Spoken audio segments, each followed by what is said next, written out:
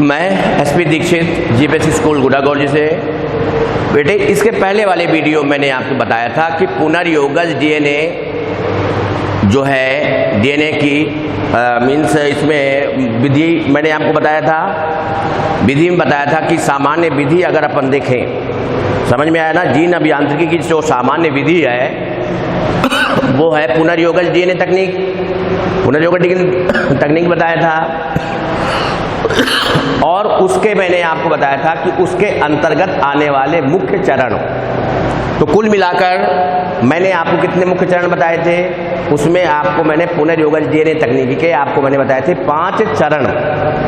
अब पुनर्योगज तकनीक के मुख्य अवयव, पुनर्योगज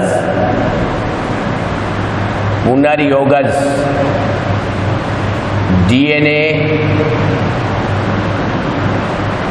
तकनीक के, जो डीएनए तकनीक के ये क्या है बेटे, मुख्य अवयव। अवयव मतलब क्या होता है, कंपोनेंट्स आप बोल सकते हो। मतलब यदि हमें पुनर्योगज डीएनए बनाना है तो उसके लिए हमें क्या क्या सामग्री की अपन बोलेंगे आवश्यकता होती है। समझ में आ रहा है ना, जैसे अपन मकान बनाते हैं तो मकान बनाने के लिए अपने को ईंट चाहिए, ठीक है, सीमेंट चाहिए, बालू चाहिए, ठीक है, इसके अलावा सरिया चाहिए, ये सब चीज़ें हमें आवश्यकता होती है, ठीक है ना। तो इसी तरह यदि हमें पुनर्योगज डीएनए बनाना है तो उसके लिए हमें किन अवयवों की या किन किन सामग्रियों की आवश्यकता होती है कि उन सामग्रियों के द्वारा फिर अपन बोलेंगे पुनर्योगज डीएनए को बनाया जा सकता है। तो आप ध्यान दें बेटे, इनमें सबसे पहला अगर अपन देखें तो अपन बोलेंगे प्रतिबंधन एंजाइम। पहला है आपका इसमें प्रतिबंधन या सीमाकारी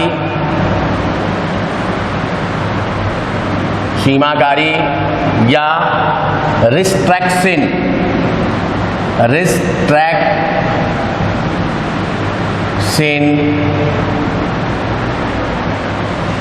इंडोन्यूक्लिएज एंजाइम,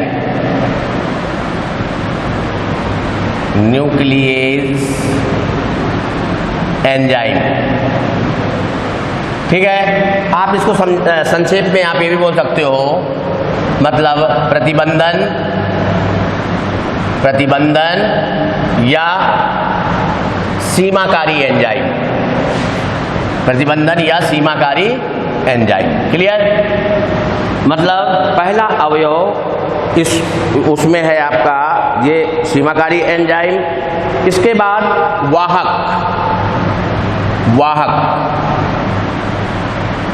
वाहक आप जानते हैं जिसके द्वारा अपन बोलेंगे उपयोगी जीन को दूसरी कोशिकाओं में पहुंचाना जाता है, कैरियर, ठीक है, उसको अपन बोल देते हैं वाहक।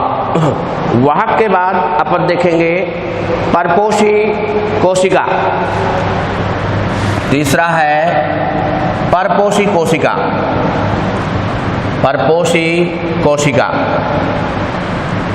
परपोषी कोशिका क्या होती है बेटे, जो पुनर्योगज डीएनए जो होता है उस पुनर्योगज डीएनए को जिन कोशिकाओं में प्रवेश करवाया जाता है या जो परपोषी कोशिका में प्रवेश करवाया जाता है उसी कोशिका को अपन क्या बोल देते हैं, परपोषी कोशिका। पर मीन्स होता है दूसरी, ठीक है, जो दूसरी कोशिका मतलब अपन बोलेंगे जो पुनर्योगज अपना डीएनए है उसको जिस कोशिका से उसको पोषण मिलता है, दूसरी कोशिका को उससे पोषण मिलता है, वो आपका क्या कहलाएगा, परपोषी कोशिका। तो परपोषी कोशिका के रूप में आप ध्यान रखेंगे एरिस्टिया कोलाई का मुख्यतः उपयोग किया जाता है। इसके अलावा चौथा है आपका इसी के अंतर्गत जीन बैंक। ये अपन बोलेंगे इस पुनर्योगज डीएनए तकनीकी के मुख्य अवयव हैं या मुख्य सामग्री है जिनकी अपन बोलेंगे जरूरत पड़ती है, क्लियर। अब अपन इसकी सबसे पहले अपन देखेंगे पुनर्योगज डीएनए तकनीक, ठीक है। अब इसमें अपन, ये तो मैंने आपको बता दिया, ये तो सामग्री के अंतर्गत आता है। अब इसके जो अपन ने मतलब मुख्य चरण, पुनर्योगज डीएनए तकनीकी के मुख्य चरण मैंने आपको बताए थे ना, पुनर्योगज डीएनए तकनीक के मुख्य चरण या स्टेप या पुनर्योगज डीएनए तकनीकी की प्रक्रिया भी बोल सकते हो। इस प्रक्रिया में मैंने सबसे पहला चरण आपको बताया था, अगर आपको याद हो, वांछित जीन की पहचान व पृथक्करण। वांछित या उपयोगी जीन की पहचान व पृथक्करण। अब आप देखो, अब आपका यहां से जो मेन पॉइंट्स है वो आपका चालू हो जाता है। मैं आपको बता दूं बेटे, ये कई बार बोर्ड एग्जाम में आया हुआ है, तो इसको ध्यान से सुन लेना। इसमें ये आया है कि पुनर्योगज डीएनए तकनीक के चरणों का नाम लिखो या मुख्य चरणों का नाम लिखो। पुनर्योगज डीएनए तकनीक के मुख्य चरणों का नाम लिखो, इसमें से प्रथम चरण का उल्लेख करें। समझ में आ रहा है? पुनर्योगज डीएनए तकनीक के मुख्य चरणों का नाम लिखें तथा इनमें से प्रथम चरण का उल्लेख करें। तो आप ध्यान रखना बेटे, प्रथम चरण आपका है वांछित जीन का पृथक्करण। अब देखो बेटे, इसमें अगर अपन देखें तो ये मान लीजिए ये कोशिका है, ठीक है। इस कोशिका के अंदर अपन बोलेंगे ये जीन है। तो अब यहां से अपने को इन जीनों को अलग करना है।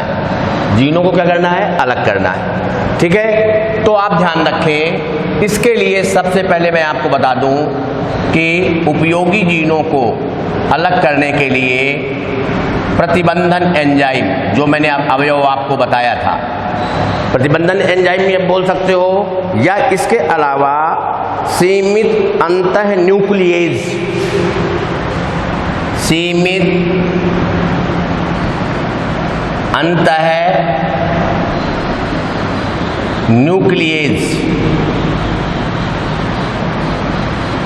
सीमित अंतः न्यूक्लिएज एंजाइम, या जिसको अपन बोल देते हैं रिस्ट्रैक्शन इंडो न्यूक्लिएज, रिस्ट्रैक्शन इंडो न्यूक्लिएज, या प्रतिबंधन एंजाइम या सीमाकारी एंजाइम अपन बोलेंगे, इनकी आवश्यकता होती है।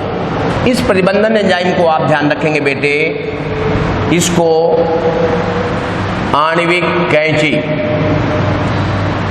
आणविक कैंची भी अपन बोल के कहते हैं। तो इस प्रतिबंधन एंजाइम की अपन बोलेंगे इनमें मुख्य को भूमिका होती है। कैंची का काम क्या होता है? काटने का काम होता है, ठीक है। तो अपन बोलेंगे ये जो डीएनए जो होता है, इस डीएनए को अपन बोलेंगे ये काटने का काम कौन करता है? ये आपका प्रतिबंधन एंजाइम करता है। क्लियर? ध्यान रखें, प्रतिबंधन एंजाइम के जो खोजकर्ता हैं, खोजकर्ता, ध्यान रखें, प्रतिबंधन एंजाइम की खोज अपन बोलेंगे 1970 में, 1970 में आर्बर एवं स्मिथ, समझ में आ रहा है ना? आर्बर एवं स्मिथ ने अपन बोलेंगे इसकी खोज किया था। एक चीज ध्यान रखना, आर्बर, स्मिथ एवं नाथन्स, कहीं कहीं पर अगर अपन किसी बुक में अगर अपन देखें तो नाथन शब्द भी आता है, जैसे एनसीईआरटी की बुक में आप देखेंगे वहां पर नाथन्स है, लेकिन आपकी बुक में आर्बर एवं स्मिथ तथा इनके सहयोगी ने अपन बोलेंगे किसकी खोज किया था? प्रतिबंधन एंजाइम की, या सीमित अंतःन्यूक्लिएज एंजाइम की, या आप बोल सकते हो आणविक। तो अगर आपसे कहा जाता है कि प्रथम प्रतिबंधन एंजाइम, प्रथम प्रतिबंधन एंजाइम, एंजाइम। तो यहां पर ध्यान रखेंगे बेटे, यह है आपका हिंद सेकेंड, ये प्रथम प्रतिबंधन एंजाइम है। ध्यान रखें, रिस्ट्रिक्शन शब्द क्यों कहा गया? रिस्ट्रिक्शन सीमित, रिस्ट्रिक्शन है ना। रिस्ट्रिक्शन मतलब क्या होता है कि यह अपन बोलेंगे डीएनए को, समझ में आ रहा है, डीएनए को विशिष्ट स्थानों से, जो नाइट्रोजनस क्षारक होते हैं उनमें अपन बोलेंगे ये विशिष्ट स्थानों से में ही अपन बोलेंगे ये काटने का कार्य करता है। समझ में आ रहा है? विशिष्ट स्थान होते हैं जो अपन बोलेंगे मेन, जहाँ पर ये पर्टिकुलर स्पेस जो होते हैं निश्चित स्थानों से, तो निश्चित स्थानों से अपन बोलेंगे ये क्या करेगा? काटेगा। ठीक है, इसलिए इसको अपन क्या बोल देते हैं? सीमित। ठीक है, या प्रतिबंधन एंजाइम के नाम से इसको जाना जाता है। क्लियर? अब आप देख लीजिए कि इसका प्रतिबंधन, ये तो मैंने आपको खोजकर्ता बता दिया। अब प्राप्ति स्थल, प्राप्ति स्थल, ध्यान रखें, यह मुख्यतः अगर अपन देखें तो यह जो है अपन बोलेंगे एरिस्टिया कोलाई, नाम सुना होगा, अपन ने बताया था जीवाणु जो परपोषी कोशिका के रूप में उपयोग होता है, ई कोलाई।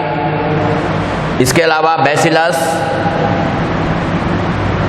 बैसिलस, इसके अलावा Thermus, Thermus, aquaticus, Thermus, aquaticus, अपन बोलेंगे इनसे अपन बोलेंगे प्राप्त किया जाता है। इसके अलावा स्ट्रेप्टोकोकस, स्ट्रेप्टोकोकस, कोकस। ठीक है, कुल मिलाकर ये अपन बोलेंगे जो होते हैं ये प्रोकैरियोट्स होते हैं, प्रोकैरियोट्स। तो इनसे अपन बोलेंगे ये प्राप्त किए जाते हैं। मैंने आपको खोजकर्ता बता दिया, इनके प्राप्ति स्थल बता दिया, और प्राप्ति स्थल के साथ साथ मैंने इनको बताया कि यह एक डीएनए को एक निश्चित स्थानों से अपन बोलेंगे काटने का कार्य करते हैं। ठीक है, इसलिए इनको अपन क्या बोल देते हैं? इनको अपन बोल देते हैं बेटे प्रतिबंधन एंजाइम। समझ में आया? ये है। अब इसके बाद अपन इनमें देखें, अब उनका नामकरण वगैरह देखेंगे। ये मैंने आपको बताया कि प्राकृतिक रूप से किन में पाया जाता है, तो ये आप ध्यान रखें। Okay, thank you.